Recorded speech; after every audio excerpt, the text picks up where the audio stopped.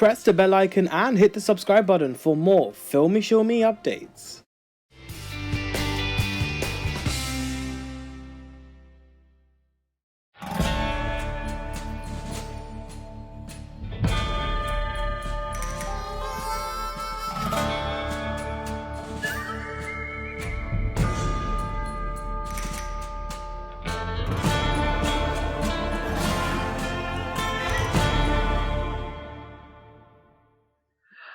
Hi Abhishek, it's wonderful to be in conversation with you for today's special catch-up. A huge congratulations on your stint in Paatal Lok. Thank you, buddy. Thank you so much. How's it going? How has it been sort of getting that reception and that appreciation for your performance? It's kind of, like, as you might call it, it's still not sinking in. It's not sunk in, actually. I'm still, how do I put it? Like, Getting used to it. enjoying the whole acclaim. Like, Mm. whenever somebody is like calling and saying, "Oh, this is something amazing and great," and this and that. The problem with me is that I don't trust very easily when somebody is, appreciating you. Yeah. I'm like, I think these days, people I think say good to a lot of things which are not so good. So you start wondering whether is this for real? Is this for real? But then, of course, like when you see this, widespread craze and everybody from like my favorite filmmakers to my favorite actors to my friends to my family to everybody, when they all are calling me and congratulating me, and that's when I'm like, oh, okay, wait a second, there's something wrong there, like something wrong. Right. But the thing is that the problem is because it's lockdown, you're at home, right? Yeah. Exactly. So usually what happens is that I think actors get to know that something is successful when they're walking out and people recognize you and they come to you and they talk about your character. That's when you really realize what's happening. But of course, the phone calls are not stopping, and Yeah, that's incredible to hear, man. But the thing is, Abhishek, you're a familiar face already on the digital space. I mean, you've worked in Mirzapur, Typewriter, TVF Pictures. So, having cemented your presence on those shows, how much of an icing on the cake was Paatal Lok? Oh yeah, it is definitely an icing on the cake because the thing is that I am associated with one of the first web shows in the country, and that is Pictures. And that's the show which, in a way, brought back the actor in. That's the first time I think I used a different approach towards my acting. Because I'm from theater, so in theater the stage acting is different from camera acting. So there was a process. It took me some time to adjust to camera, understand what camera is seeing.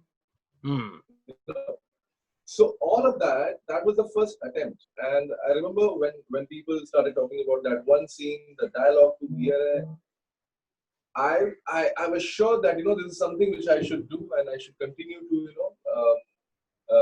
do whatever comes my way. That was the idea. Like, just do whatever comes your way. Keep training yourself as an actor, because if you finally achieve some level of understanding of the craft and the skill, of course, there has to be a DNA. All that will definitely help any actor in the long run. So, so it happened like from Pictures, then there was Humorously Yours, which was also my first Instagram debut. I had no social media apart from Facebook, So that's when I go to Instagram and I realized that there are these followers and people actually follow you for your good work and all of that. So that was my Instagram debut, and then from Humorously Yours, then Stree happened, then Mirzapur happened, and all of this was happening organically without any strategy. And then boom, Paatal Lok. So yeah, sounds incredible. Obviously, since you've worked with Anushka Sharma previously in Filori, so did that sort of alliance contribute towards you actually doing this show in particular? Oh yeah, like I think everything. Like whenever you see some success story, there's always this long-term alliance and the long-term association, which I think gives you that kind of success. Otherwise, I mean, all of us, like whoever was working on the show, we knew each other for a long, long time. We have basic understanding of each other. We know how the other one works. So there was this chemistry while working, and that's beautiful. When you have that kind of chemistry, like theater groups Yeah, which work together, good place. yeah. That's what it's. So when there's a group working at something and they all are thinking in the same direction, that's what I think. That's when I think magic happens. Yeah, And yeah, that association definitely helped me. Yeah? Like definitely. it's like a little dolly, isn't it? It's like a little clique, as they say, and I think that's sort of true. When you kind of have Yeah, it's like you can voice your opinion, right? yeah, When you're working with friends, when you're working with people, you can voice your opinion. If you don't like something, you can tell them. You can go and tell yes, them, hey, I don't think this is the way the character will behave, or this is I don't agree. So yeah, it's very important to not agree in any kind of creative work. mm, I don't understand a set or a group where everybody's saying yes to everybody. I mean, that's not the kind of circumstances you want to work. no, You want, exactly. you want those no's, you want those discussions, you want those confusions and debates. And then Mm, with the final product, everybody's convinced, right? It's not about one yeah. person's conviction, everybody's conviction. Yeah, absolutely. No, no, no, spot on. And I think that's a really good point. I think production houses generally should encourage more discussions and more sort of debates and stuff. But I think coming back to again your character was extremely dark. At one point, I really hated him and I wanted to honestly I felt very angry towards him. But the next minute I felt very sympathetic towards him. So it's a very, very interesting kind of mix between the two.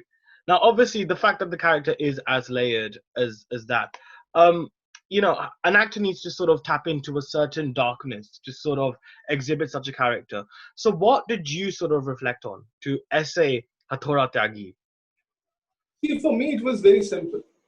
If you've seen the show, if you've seen the show, and if whoever has seen the show, uh, one thing you will understand is that the show talks about the stories which come out in media. You Hmm. know, so when those stories come out, that's the first reaction, right? We Hmm. are angry. We are angry at whatever is reported. We see somebody as a demon. We see somebody as a criminal, and we judge that person. And whatever story is presented to us, we believe it, and we are, obviously we hate that person, or we have our own judgments without a court of law. Hmm. Now, for me, the important thing was to not believe in any story and just to believe in Vishal Tyagi's story. Hmm. So how did this guy land up becoming Hathoda Tyagi? What made him pick up a hammer and smash the skulls of his schoolmates? Yeah. It's like somebody taking a gun in America and shooting kids. Yeah. Oh God. Yeah. You know what I mean? So I'm just saying we know that there is this person who came and shot, or we know the person who came and hammered. But what happened? Okay. What led that guy who might be a little crazy since childhood, but what really happened? What really happened that he actually started murdering people? Hmm. And that's when I realized that we are living in a society where we are totally ignorant about what's happening around us. And the feudal mentality, which is still very relevant in a country like India, I think that oppression, that suppression of your own fellow humans, I think that is a big contribution to these criminals. Hmm. The whole rejection in a society. Whenever somebody is rejected, I think they don't feel connected to the society. They will do something against the society. Hmm. And yeah, that was the journey for me. Like, the journey was not the rage, the journey was not the revenge, the Hmm. journey was the emptiness he's feeling. The journey was, how sad he is, how Right. hopeless, and Mm. how he just doesn't like human beings, and he doesn't want to be with them. He doesn't want to talk to them. Mm. That's why he doesn't talk, because he doesn't want to talk. Right. But when he wants to Yeah. talk, he'll pick up the phone and he'll talk about, I want to talk to Master G, because Mm. he wants to talk. He wants to communicate. He's not. So that's the thing. He's not dependent on anybody. He's not dependent on society. For him, he's cleansing the society. For him, he's cleansing the society. And that's what. Like, that's why Master G becomes his home, his hope, his society, his lover, his mother, his parent, everything. And when he loses him, well, It's kind of, you know what, but the way you're explaining it to me, the only person that I can think of right now is Joaquin Phoenix in Joker. I think the dialogues that he said, I'm not sure if you've seen the film, but the way he kind of says in the end, oh, like, nobody's civil anymore. Like, have you ever left the studio? Like, if it was a mentally deranged man like me on the street, no one would get it. It's almost like villains, if I can call them villains, or these characters like Hathora Tyagi and Arthur Fleck, basically are just showing how these are just basic humans who have been victims of social injustice. Would you agree with that? I'm sorry.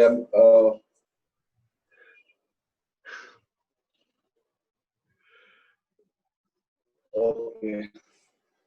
I'm sorry.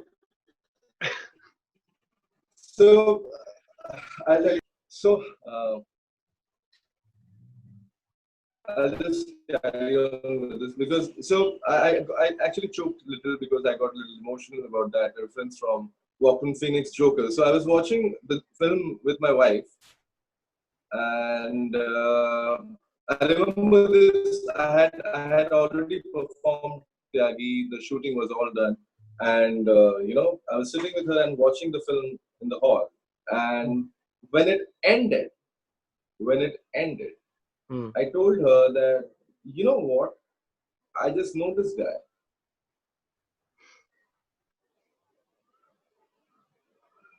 So yeah, that was my reaction to her. Like, I just looked at her and I'm like, I know him. I can, and I've heard, and every time I think about him or like, Vishal, I actually fill up because, bro, you have no idea. I've lived it. I've lived it. I've lived his moments. I've lived his the society he comes from. You have no idea how much pain and grief these guys have in their hearts. Hmm. Right. Uh, It's unbelievable how much they keep inside. And if they love someone, like if they really love someone, that love is unconditional and it's the purest form of love.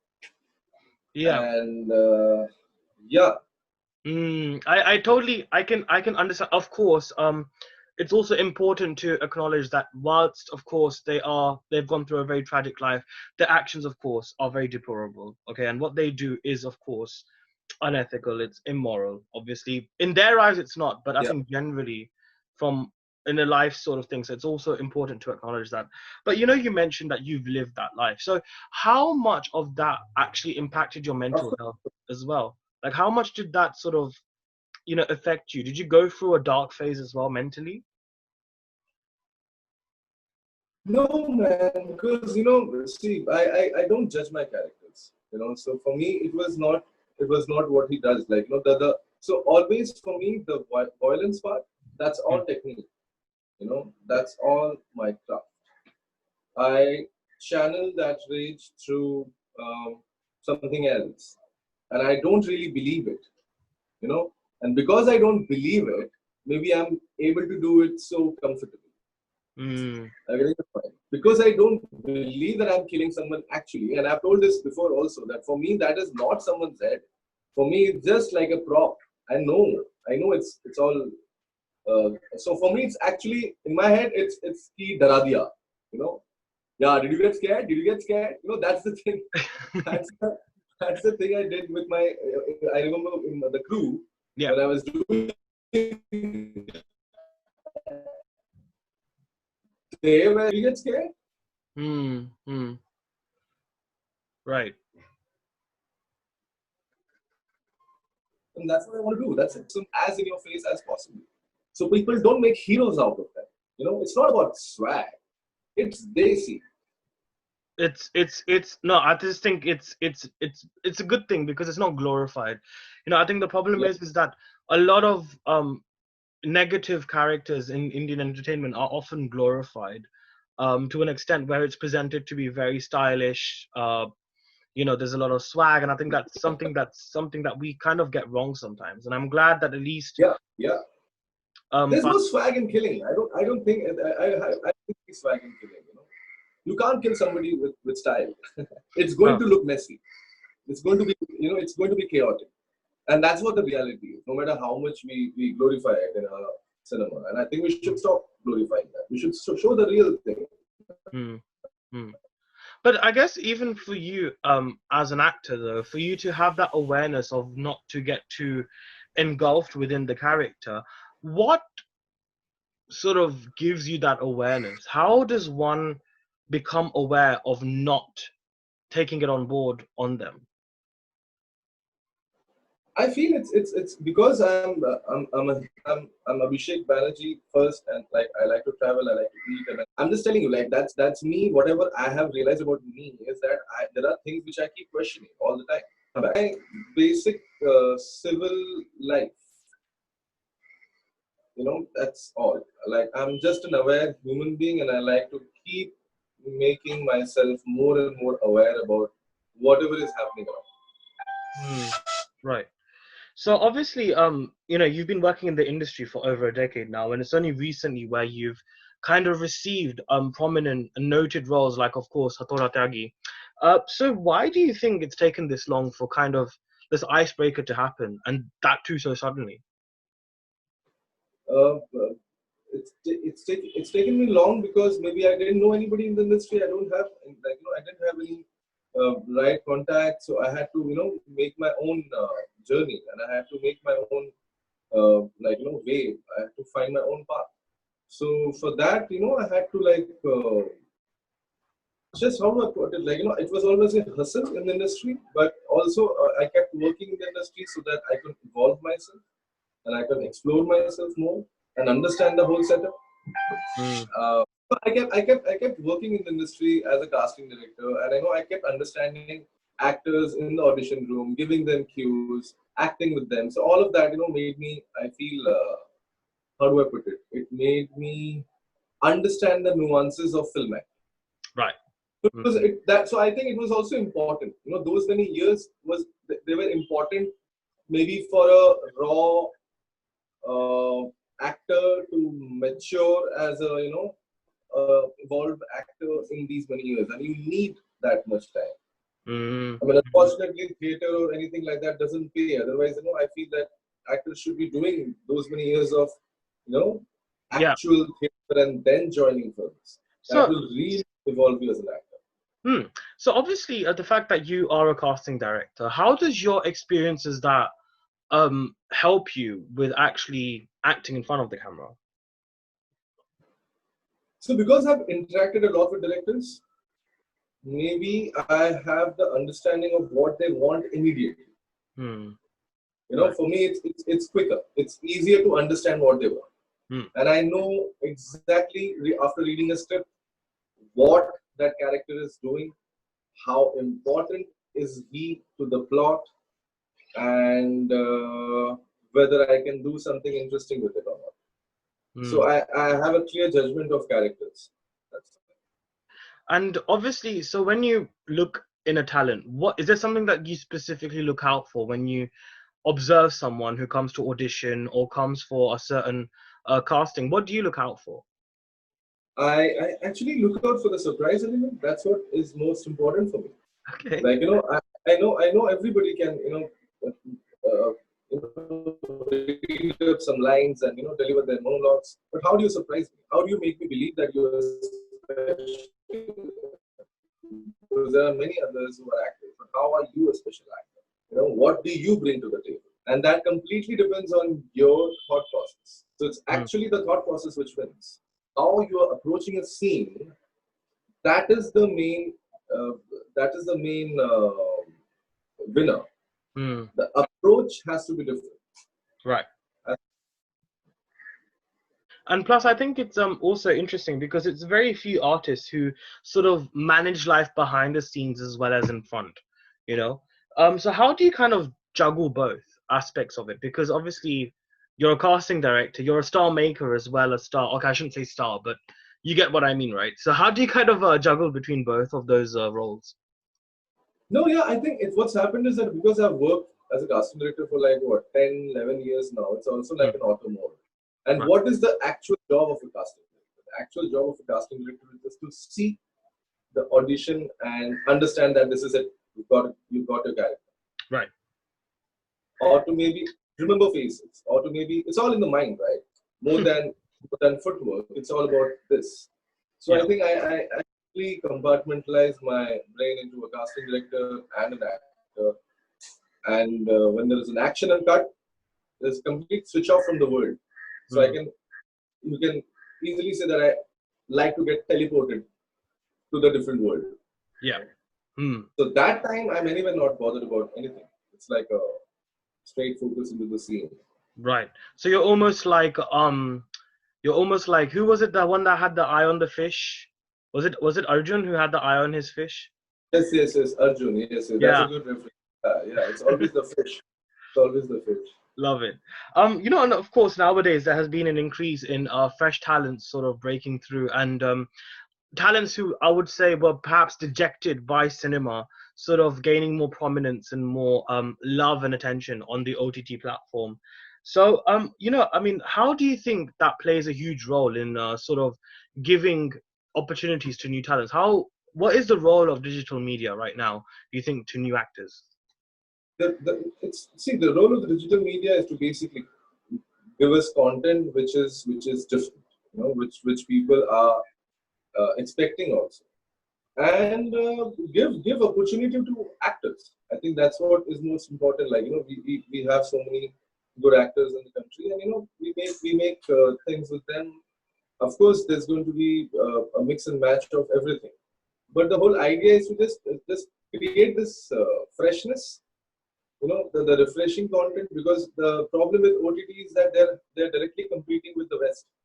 So when we see a Spanish show like Money Heist, or those German shows like Dark, or American shows like Stranger Things. So I'm just saying that these are like so we need to understand that we are there. We are at the global platform. So we need to really up the game and be there, competing with the West. And you never know, we might have our own Money Heist or Stranger Things very soon. Like, India might just have its own global show very soon.